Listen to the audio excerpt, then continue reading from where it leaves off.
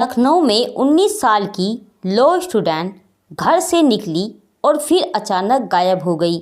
फिर अगले दिन बोरियों में उसके कटे हुए अंग मिलने लगे। आखिर कौन थी वो लड़की और क्या था ये पूरा मामला? चलिए जानते हैं एक तरफा प्यार की वो कहानी जिसमें एक सिरफिरे आशिक ने लड़की को बेरहमी से मौत के घाट उतार दिया था। कहानी है उत्तर प्रदेश की राजधानी लखनऊ की। यहाँ अमीनाबाद इलाके में एक लड़की रहती थी। नाम था गौरी श्रीवास्तव।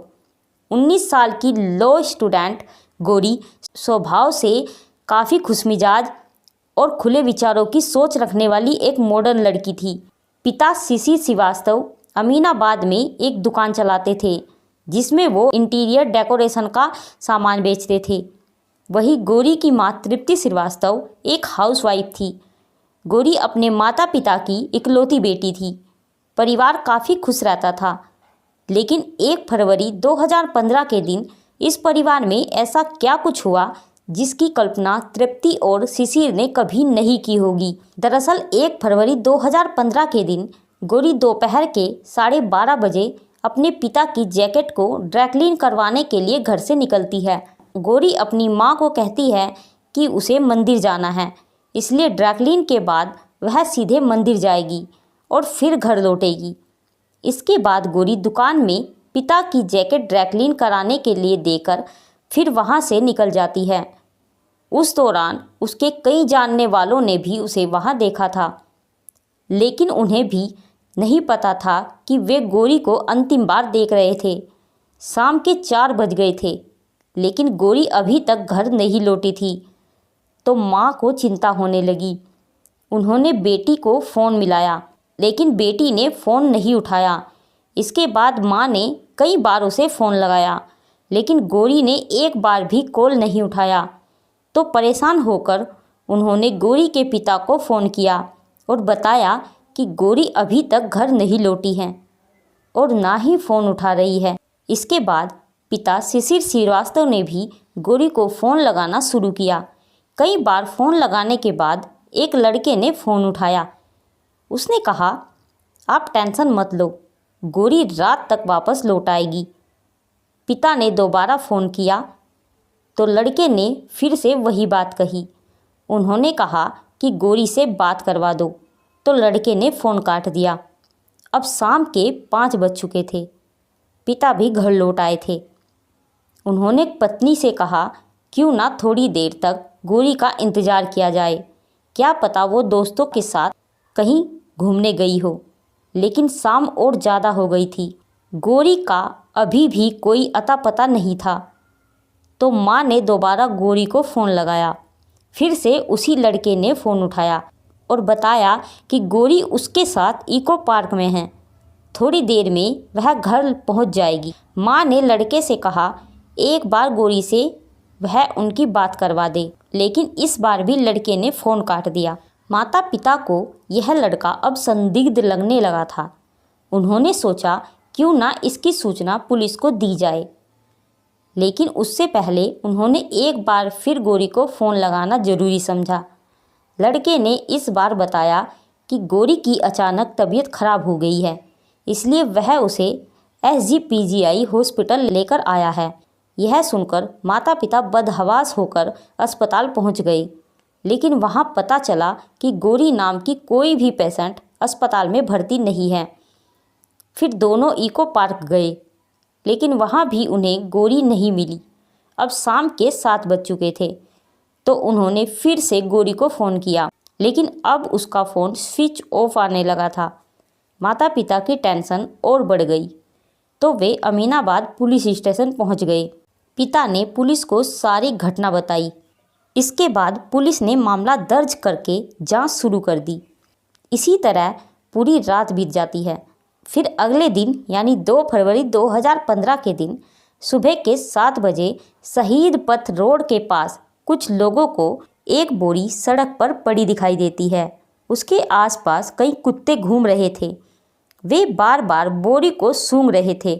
थोड़ी देर बाद कुत्तों ने बोरी को नोच दिया। उसमें से किसी इंसान के कटे हुए पैर निकले।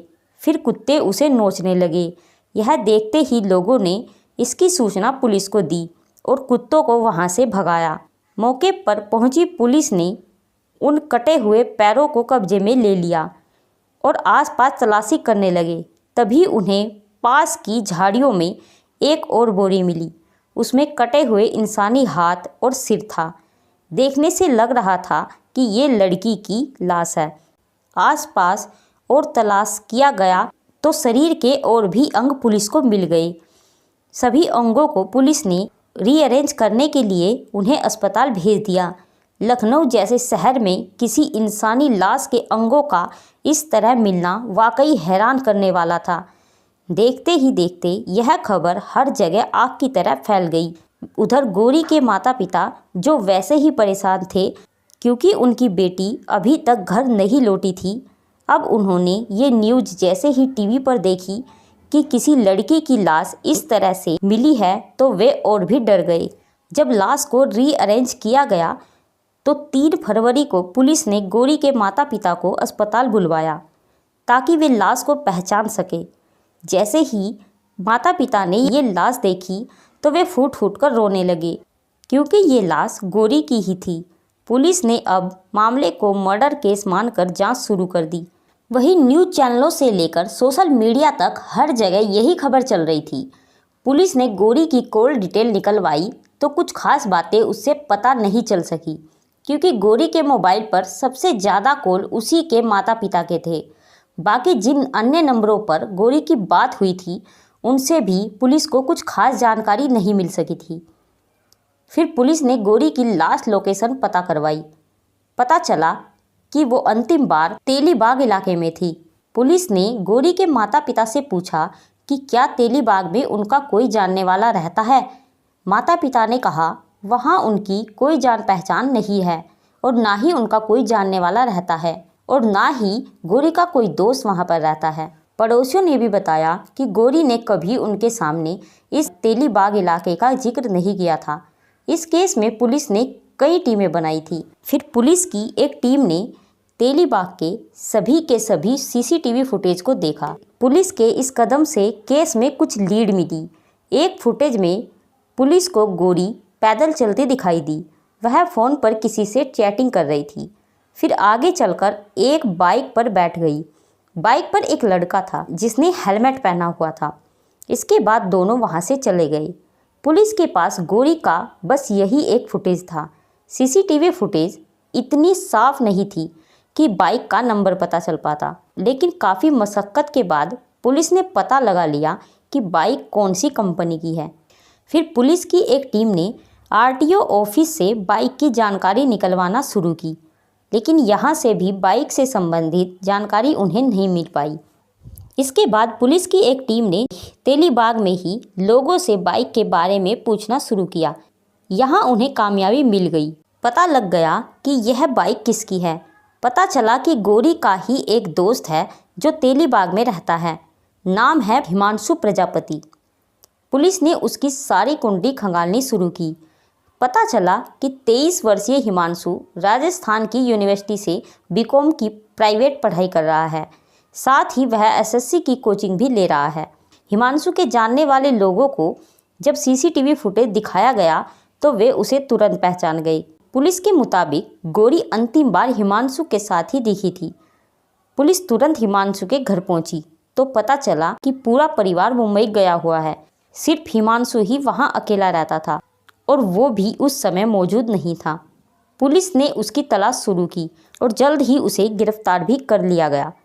पहले तो हिमांशु ने साफ इनकार कर दिया कि वह गौरी के साथ उस समय नहीं था, लेकिन सख्ती से जब पूछताछ की गई तो वह टूट गया। उसने अपना जुर्म कबूल कर लिया और उसने बताया कि 1 साल पहले यानी 2014 में किसी कॉमन फ्रेंड के जरिए उसकी मुलाकात गौरी से हुई थी। गौरी काफ़ी खुले विचारों की लड़की थी। उसके कई पुरुष मित्र भी थे। वह सभी से व्हाट्सएप पर बात किया करती थी। हिमांशु से भी उसकी व्हाट्सएप पर ही बात हुई थी। वह कभी फिजिकली एक दूसरे से नहीं मिले थे, लेकिन दोस्ती गहरी होती गई तो दोनों ने मिलना जुलना शुरू कर दिया। जनवरी 2015 के दिन किसी काम से हिमांशु का परिवार मुंबई चला गया था, लेकिन हिमांशु उनके साथ नहीं गया था। 4 फरवरी को उन्हें वापस लौटना था। हिमांशु ने सोचा कि क्यों ना गौरी को घर पर बुलाया जाए। दरअसल वह मन ही मन गौरी से प्यार करने लगा था। उसे लगता था कि गौरी भी उसे प्यार करती है, लेकिन गौरी उसे सिर्फ अच्छा दोस्त मानती थी। इसलिए हिमांशु के कहने पर वह उससे मिलने के लिए राजी हो गई। 1 फरवरी 2015 को हिमांशु ने गौरी को बाइक पर बिठाया और अपने घर ले आया। दोनों बातें कर रहे थे। तभी हिमांशु ने उससे कहा कि वह अपना फ़ोन उसे दिखाए, लेकिन गौरी ने फ़ोन देने से मना कर दिया। गुस्से में हिमांशु ने उसका फ़ोन छीन लिया। उसने गौरी से फ़ोन का पासवर्ड मांगा। गौरी ने मना किया तो उसने उस पर दबाव बनाया। जैसे तैसे करके उसने गौरी से पासवर्ड पता कर लिया। फ़ोन खोला तो देखा कि गौरी ने अपने कुछ फ़ोटो किसी मेल फ्रेंड को भेजी हुई है। यह देखते ही हिमांशु बौखला गया। दोनों में कहासुनी शुरू हुई तो हिमांशु ने उसका गला दबा दिया। गौरी बेहोश होकर वहाँ गिर गई। हिमांशु को लगा कि वह मर गई है, इसलिए घबरा कर वह घर से कहीं चला गया। फिर अपने एक दोस्त को घर के बाहर लेकर आया। दोनों के बीच 2 घंटे तक बातचीत हुई। फिर वो दोस्त भी वहाँ से चला गया। उधर हिमांशु काफ़ी टेंशन में था। एक दुकान में जाकर उसने खूब शराब पी और सोचा कैसे गौरी के शव को ठिकाने लगाया जाए। फिर उसने दुकान से एक आरी और कुछ बोरियां खरीदी। घर आकर उसने गौरी के शव के टुकड़े किए और बोरियों में भरकर उन्हें ठिकाने लगा दिया। शव को ठिकाने लगाने के बाद घर को साफ किया और सो गया। हिमांशु के बयान के बाद पुलिस ने उसके खिलाफ हत्या का मामला दर्ज कर लिया।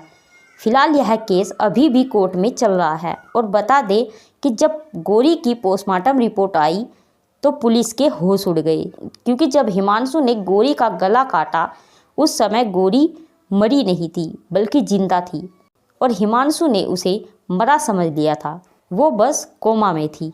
हिमांशु ने उसे मरा समझकर आरी से काट दिया था। यह खौफनाक कहानी आपको डराने के लिए नहीं है, बल्कि आपको जागरूक करने के लिए है। कहानी अगर अच्छी लगी हो और आपको इससे कुछ सीख मिली हो तो हमारे इस चैनल को प्लीज़ सब्सक्राइब जरूर करिएगा और ऐसी ही कहानी देखने के लिए बेल आइकन जरूर दबा दीजिएगा।